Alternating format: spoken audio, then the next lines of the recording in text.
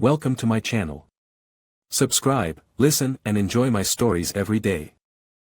The quiet buzz of the doorbell interrupted my evening solitude, a sound far too mundane to herald the turmoil it was about to unleash. I was home alone, Valerie having mentioned a sudden late meeting at work, her tone casual, almost dismissive. As I approached the door, I noticed the package on the doorstep, neatly wrapped, the label glaring back at me with Valerie's name stamped in bold. Curiosity, coupled with a lingering unease I couldn't quite place, spurred me to slice through the tape. Inside, folded with precision, lay a dress, an exquisite piece, emerald green silk that shimmered even under the dim foyer light. It was the kind of dress reserved for occasions that whispered of candlelit ambiances and intimate conversations. My hands, slightly trembling, found a small envelope tucked beneath the folds, the words on it handwritten, "For you, my love, waiting on you tonight at the last night restaurant." The name signed at the bottom was not mine. The shock of betrayal sent a cold rush through my veins. It was from her boss, a man whose presence had dominated many of our dinner table conversations, always brushed off by Valerie as purely professional admiration. As the initial shock waned, a sharp, slicing anger took its place, coiling tightly within me. Hours later, the dress still lay sprawled on our table, an unwelcome testament to my crumbling reality, when Valerie walked in. Her eyes, bright and unsuspecting, flicked to the dress and then to my stony face, her smile faltering. "Jake, planning a special evening?" I interrupted, my voice a mix of ice and venom, gesturing towards the dress. Valerie's face drained of color. "It's not what it looks like," she stammered, the words feeble, unconvincing. "Isn't it?" I scoffed, stepping closer, the envelope in hand. "This says otherwise, Valerie. Or should I assume you receive dresses from your boss regularly?" She reached out, her fingers trembling, but I pulled back. "No, you don't get to explain away this one." The room filled with a heavy silence, thick with the weight of unspoken words and shattered trust. The air between us was charged, tense as I watched her struggle for words, each second stretching painfully. "I need some air," I muttered, grabbing my keys and heading for the door, leaving Valerie standing amidst the chaos, her eyes wide, mouth opening and closing like a fish out of water. As I drove, the streets blurred past me, each traffic light a glaring reminder of the stop-and-go nature of our marriage. By the time I parked outside the last night restaurant, the decision had cemented itself in my mind. I would confront her boss, expose their deceit. Whatever shred of our relationship that remained was already smoldering ashes in the wind. The restaurant's ambience was a stark contrast to the storm raging within me. I spotted them at a secluded table, lost in laughter, the world around them fading into the background. Stepping forward, I felt every eye on me as the murmurs quieted down, my approach as deliberate as the ticking of a time bomb. "Good evening," I greeted, my tone deceptively calm. Valerie's face paled, her lips parting in shock. Beside her, her boss looked up, confusion etching his features. "What are you doing here, Jake?" Valerie's voice was barely a whisper, her eyes darting nervously. "I think you know why," I said, turning to her boss with a hard stare. "You might find a different table for your next romantic dinner." With that, I turned and walked out, the echo of my departure marking the end of not just a dinner but our marriage. The following weeks were a blur of signed papers and silent meals, until the day came when Valerie moved out, her absence a bittersweet relief. The betrayal had shattered something fundamental between us, and as I stood watching her drive away, I knew our paths would never cross again. The pain was deep, raw, but within it lay the seeds of a new beginning, forged from the ruins of deceit. The aftermath of Valerie's departure left the house echoing with a hollow silence, the kind that amplifies the smallest noises into haunting reminders of what used to be. I was sitting in the living room, the light fading outside, when my phone vibrated harshly against the coffee table. Picking it up, I saw an unfamiliar number flashing on the screen. I hesitated for a moment before answering. "Hello?" I said cautiously. "Jake, "It's Richard, Valerie's boss," came the reply, his voice unnaturally calm. The mere sound of his voice reignited the anger simmering within me. "Why are you calling me?" I asked, my tone sharp, cutting through the civility. "I think we need to talk.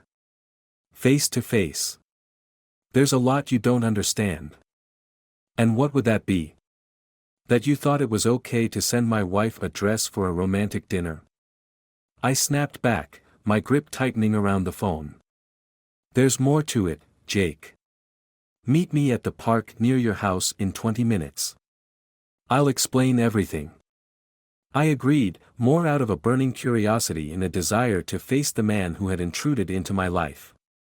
The park was deserted, the evening chill setting in as I saw Richard's figure approaching me from across the dimly lit path. "Jake, thank you for coming," he started, his voice steady. "Cut the pleasantries, Richard. What's so important that you needed to see me now?" I demanded, not in the mood for any roundabout conversations. "Look, I know how this looks, but the dress wasn't my idea." "It was a setup," he confessed, his eyes searching mine for understanding. "A setup? By whom?" I questioned skeptically, my mind racing with possibilities. "By Valerie herself," he said, pausing as if to let the words sink in.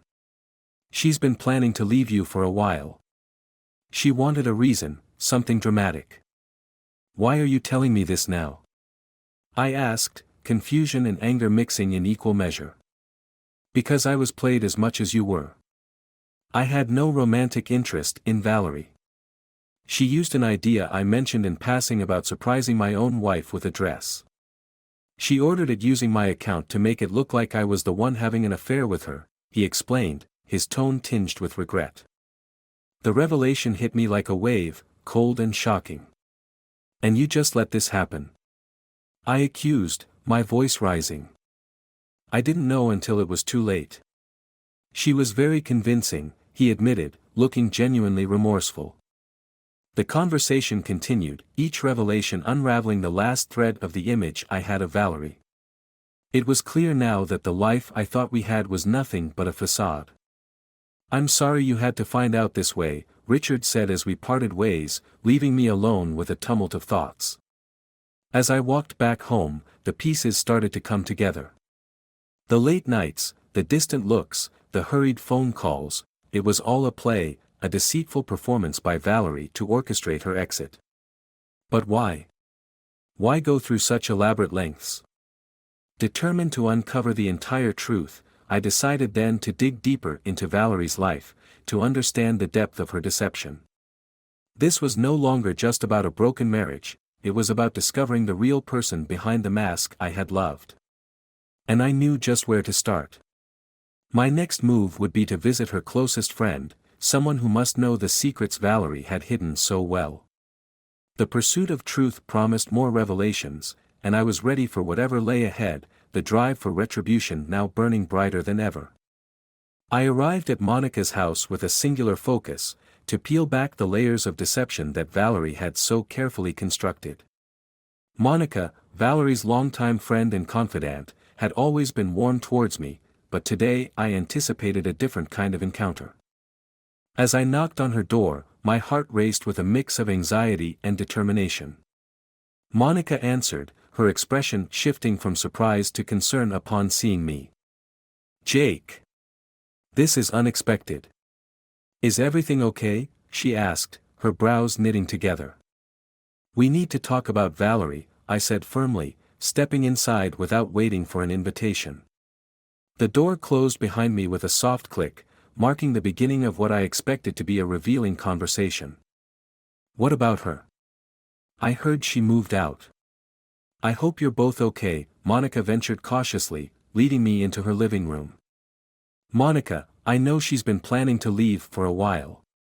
What I need to know is why she did it this way," I stated, cutting straight to the chase. My directness seemed to unsettle her. "Jake, I don't think I'm the person you should be talking to," she stuttered, avoiding my gaze. "Monica, please. I just found out from Richard that the whole romantic setup, the dress, it was all staged by Valerie to create a reason to leave. I need to know why she would go to such lengths, I pressed, watching her closely. Monica sighed deeply, her shoulders slumping as if the weight of the secret was too much to bear. Okay, Jake. There's more to this than you know. Valerie was feeling trapped, not just in your marriage but in her life here. She wanted a fresh start, a way out that would leave no room for reconciliation. Trapped? So she concocted a plan involving her boss to make it look like an affair? I asked incredulously. It wasn't just about leaving you, Jake. It was about reinventing herself somewhere else, somewhere no one knows her, Monica explained, her voice softening. And I was just collateral damage? Part of her escape plan? I asked, my voice laced with bitterness. I'm sorry, Jake. She thought it was the only way you'd let go completely, Monica replied, her eyes full of sympathy. The conversation went deeper, Monica revealing bits and pieces of Valerie's dissatisfaction that she had kept hidden from me. Each revelation was a blow, not just to my ego but to my entire understanding of our marriage. So what now? She just starts over, and I'm left here picking up the pieces? I questioned, anger simmering beneath the surface. That's what she's hoping for. But she also feels guilty, Jake. She didn't want to hurt you. She just felt it was necessary, Monica added, trying to soften the harsh reality of her words.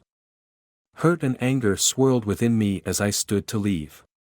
Thanks, Monica. I guess I got what I came for, I said, the words heavy with resignation. As I drove home, the pieces of the puzzle lay scattered in my mind, each one a stark reminder of the farce my life with Valerie had been. But with each mile that passed, my resolve hardened. Valerie wanted a new life, free from the past, but I wasn't ready to be discarded like yesterday's news. I needed closure, and for that, I would confront her one last time, face to face. The seeds of retribution were sown, growing stronger with every thought of the confrontation to come. The evening air was crisp as I drove to Valerie's new apartment, the final showdown looming like a storm on the horizon.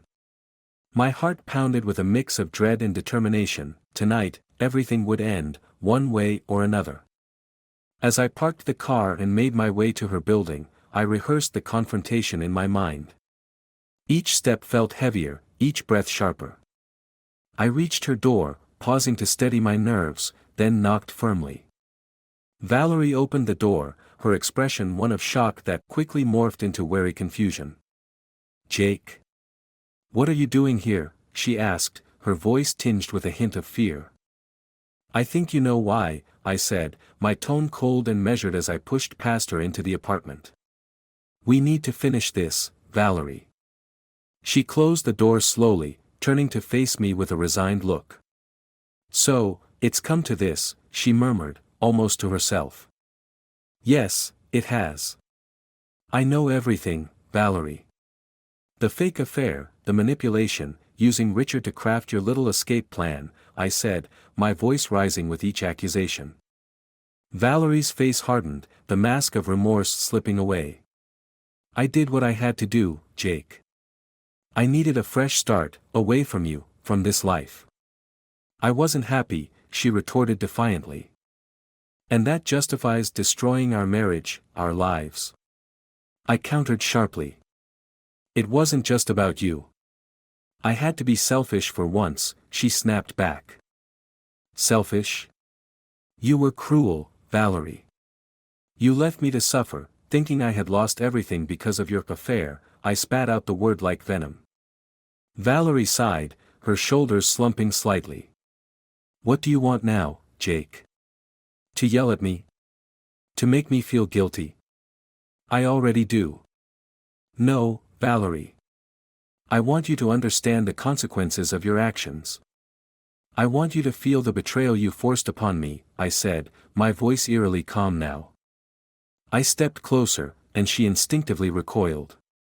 What are you going to do? She asked, a trace of fear in her eyes. I'm not going to hurt you, Valerie. I'm going to make sure you regret what you did for the rest of your life, I said, pulling out my phone. I dialed a number, and after a few rings, someone answered. Yes, is this the local newspaper? I have a story about a high-profile marketing executive who falsified an affair to escape her marriage, I said loudly, ensuring Valerie could hear every word. Her eyes widened in horror. You wouldn't dare, she breathed. I already have. Tomorrow, everyone will know the kind of person you are, Valerie. Your career, your reputation, it will all crumble. Just like you made our life together crumble, I declared, the finality in my voice echoing in the small apartment. Valerie sank down onto the sofa, her face in her hands, sobbing quietly. I watched her, feeling a hollow victory. You chose this path, Valerie. You chose to betray me, to lie to me. Now, you live with the consequences. I turned and left the apartment, the sound of her crying fading behind me. As I walked back to my car, the cold night air felt like a bomb. It was over. The chapter closed on a painful, bitter note, but closed nonetheless. The drive home was quiet, reflective. I realized that this revenge hadn't brought me the peace I had expected. Instead, there was just emptiness, a void where my love for Valerie used to be. But perhaps now, with everything out in the open, I could finally start to rebuild, to find happiness on my own terms. And Valerie? She would have to find her way too, in a world that now knew her not for her skills, but for her deceit.